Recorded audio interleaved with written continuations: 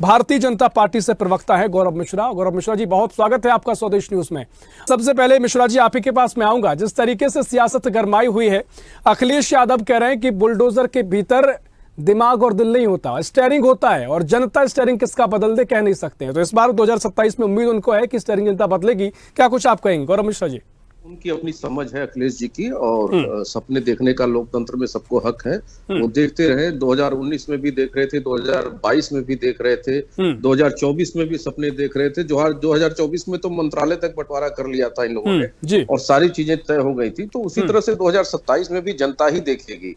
उनको अपनी निगाह से देखने का मौका नहीं मिलेगा 2027 में। बुलडोजर की कार्रवाई से समस्या क्यों हो रही है इन लोगों को, देखिए समझने की बात है। इनकी जो सप्लाई लाइन थी, जो लोग अपराध से और गलत कामों से समाज को डरा कर धमका कर एक संगठित तरीके से सरकार के साथ तालमेल बिठा करके लूटते थे, डकैती डालते थे, वो सप्लाई लाइन बुलडोजर काट रहा है। उनकी चीजें ध्वस्त हो रही हैं। 77,000 एकड़ जमीन अगर कब्जे से मुक्त हुई है इन माफियाओं के, अपराधियों के, कब्जेदारों के, तो आप समझ सकते हैं कि प्रदेश का कितना बड़ा धन जो है इन गुंडों ने कैप्चर कर रखा था। और इनके लिए शील्ड का काम, बुलेट प्रूफ का काम समाजवादी पार्टी जैसी सरकार करती रही है। पिछली सरकारों में इस तरह के कांड हुए हैं। तो आप समझ सकते हैं कि बुलडोजर जब से चल रहा है, इनकी संपत्तियों को जब्त करते करते भी आज 7 वर्ष हो गए, लेकिन अभी तक संपत्तियां इनकी निकल रही हैं। और माननीय उच्चतम न्यायालय ने जो कार्रवाई की है वो उसका ऑब्जर्वेशन है। किसी भी एक घटना को गलत साबित नहीं किया जा सका है जो कानून सम्मत ना हो। सरकार कानून सम्मत कार्रवाई कर रही है। जिन लोगों ने कब्जा किया है, जिन लोगों ने अवैध तरीके से संपत्ति बनाई है सरकार के जमीन पर या दूसरों की कब्जा करके, उस पर कार्रवाइयां हो रही हैं। तो इनको परेशानी इस बात की है कि उनको सरकार में लाने वाले जो तथाकथित गुंडे माफिया होते थे, वो नवाब सिंह यादव पर नहीं बोलेंगे जिसका डीएनए मैच कर गया। वो अपने, ठीक है गौरव मिश्रा जी, लेकिन कार्रवाई आप बुलडोजर से कर रहे हैं। यहाँ पर अखिलेश यादव कह रहे हैं कि 2027 में सरकार बनेगी, और जो बुलडोजर जितनी कार्रवाई हो रही है, उत्तर प्रदेश के जितने भी बुलडोजर हैं उनका रुख गोरखपुर की तरफ कर देंगे। बिल्कुल करना चाहिए। अखिलेश यादव जी को गोरखपुर की तरफ बिल्कुल करना चाहिए। और गोरखपुर में अवैध संपत्ति जिन लोगों ने बनाई है, लूट करके, जनता की संपत्ति लूट करके जिन्होंने अपनी संपत्ति बना ली है, उनके ऊपर जरूर बुलडोजर की कार्रवाई करनी चाहिए। क्यों गोरखपुर, सभी जगहों पर करें, लेकिन उनका यह सपना दुस्वप्न में बदल जाएगा। उनका यह सपना पूरा नहीं होगा, क्योंकि जनता को पता है कि संगठित अपराध को चलाने वाले, मुख्यमंत्री पद से पूरे प्रदेश को कई मुख्यमंत्रियों में बांट देने वाले, ऐसे गुर्गों को आगे बढ़ाने वाले यही लोग रहे हैं। इसलिए ये सरकार में नहीं आएंगे। इसलिए गलतफहमी निकाल दे इस तरह की कि अब वापस उत्तर प्रदेश अराजकता के माहौल में नहीं जाएगा, बलात्कारियों के हाथ में नहीं जाएगा, लुटेरों और डकैतों के हाथ में नहीं जाएगा। देश की जनता, प्रदेश की जनता बहुत सजग है, बहुत सजग है। निश्चित तौर पर बहुत सजग है, लेकिन तंज कसती है समाजवादी पार्टी की, चाहे कौन मुस्लिम है कौन हिंदू है, तमाम तरह की बातें ऐसे आरोप योगी सरकार पर लगते रहे कि जाति देखकर कार्रवाई की जाती है। देखिए अभी हमारे समाजवादी पार्टी के प्रवक्ता महोदय कह रहे थे कि अपराधियों की कोई जाति नहीं होती है, कोई धर्म नहीं होता है, कोई टाइटल नहीं होती है।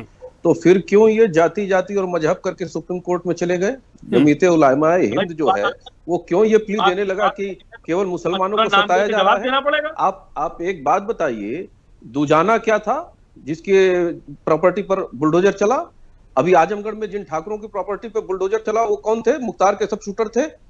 विकास दुबे कौन था? किस जाति का था? तो देखिए, जाति खोजने का ये काम करते हैं। 87 में से 57 एसडीएम एक जाति से बनाते हैं। बुलंदशहर में एक माँ बेटी का बलात्कार होता है और एक जाति के 4 लोग होते हैं और एफआईआर नहीं दर्ज होती है। तो जाति जाति का खेल तो इन्होंने अपने सरकार में खेला। जाति जाति का खेल तो पूरी तरह से गंदगी मचा करके रख दिया, और जाति और मजहब विशेष देख करके अपराधियों को पैदा कर दिया। और आज जब उनके कुकर्मों पर बुलडोजर चल रहा है, उनके अपराधों पर बुलडोजर चल रहा है, तो इनको परेशानी नहीं हो रही है। और ये एक तरफ से कहते हैं कि अपराधियों की जाति नहीं होती है, और दूसरी तरफ से उसी जाति का कार्ड खेलना शुरू कर दिए हैं। ये देखिए, प्रदेश की जनता इस बात को भली भांति समझती है कि ये कौन लोग हैं, इनका चाल चरित्र क्या है, इनको विकास से कोई लेना देना नहीं है। ये सही बात है कि इनके सरकार में, इनके टेन्योर में पूरे प्रदेश के राजस्व को, पूरे प्रदेश के विकास की व्यवस्था को आपस में बांट लिया गया था प्राइवेट लिमिटेड कंपनी की तरह, और उसको शेयर किया जाता था किसमें? उन्हीं लोगों में जो इनके कार्यकर्ता होते थे। ठीक है, इस पर मैं क्विक रिएक्शन मिसम जी का लूंगा, लेकिन गौरव मिश्रा जी, जातिगत समीकरण ही इस बार लोकसभा चुनाव में देखने को मिले थे, उसके चलते बीजेपी के जो परिणाम सामने आए वो भी काफी अनुसार नहीं रहे बीजेपी के। हाँ, 2027 में भी परिणाम आएंगे और 2000 अभी जो परिणाम आए हैं लोकसभा के, प्रधानमंत्री मोदी जी ही बने हैं। राहुल गांधी प्रधानमंत्री नहीं बने हैं, जनता नहीं बनाया। 293 सीट जो है देश की जनता नहीं दिया है और मोदी जी के चेहरे पर ही दिया, उनके कामों पर ही दिया है। इसलिए गलतफहमी पालना बंद कर दे। 99 सीट ला करके और कांग्रेस के साथ गठबंधन करके ये जो अपने जीत का ठिकरा फोड़ते हैं बार बार, ये पूरी तरीके से ये नैरेटिव फेल हो चुका है। और जनता को पता है कि कितना भारतीय जनता पार्टी को कहां कहां सजा देनी है और कहां पुरस्कार देना है, और वो course of correction Bharatiya Janata party करना जानती है। वो एक अलग विषय है, हम कहां कहां कमजोर हुए, कैसे हारे, वो एक उस पर हम चर्चा कर लेंगे आपसे। लेकिन एक बात मैं आपको विश्वास के साथ, भरोसे के साथ कह सकता हूं, देश की जनता का भरोसा केवल और केवल भारतीय जनता पार्टी के साथ है। और 2027 में इनके मंसूबे पूरे नहीं होंगे, क्योंकि इनके मंसूबे खतरनाक है, देश को तोड़ने वाले हैं, बांटने वाले हैं, अपराधियों के साथ। ठीक है, मीसम जरी साहब को एक रिएक्शन दीजिए। जाति की जो समस्या है, जाति की जो सियासत है, वो तो 3,83,331 जमीन कब्जा करने के मामले भू माफिया पोर्टल पर दर्ज हुए थे इनके सरकारों में, जो कब्जा किया गया था जमीन। और जरा उसके क्षेत्रफल का अगर आंकड़ा बैठाएंगे ना, तो लगभग 300 वर्ग किलोमीटर आएगी।